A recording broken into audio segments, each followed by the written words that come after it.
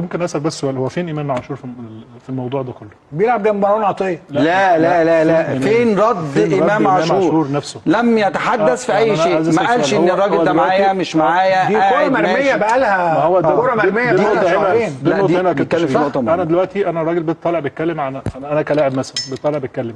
انا دلوقتي بالنسبه لي كامام لو شايف الكلام ده بالنسبه لي مهم جدا او على هوايا زي ما بيقولوا، انا كده ماشي معاك.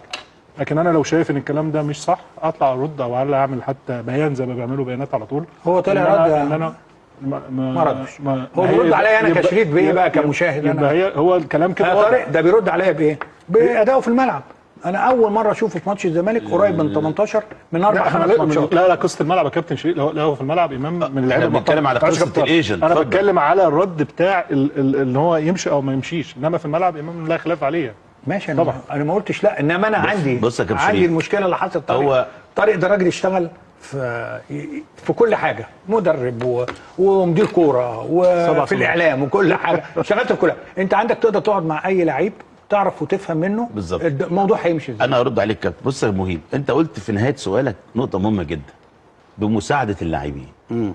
وانت بتتكلم على الايجنتس عموما. اضحك عليك.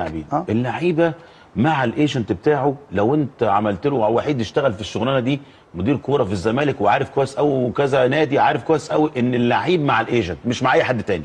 فاهمني؟ مع مصلحته. دي قصه بالظبط. ما انا اقول لك ما هو الايجنت بيجيب مصلحه، ممكن اصلا مصلحته تبقى مع النادي مش مع الحاجه الثانيه.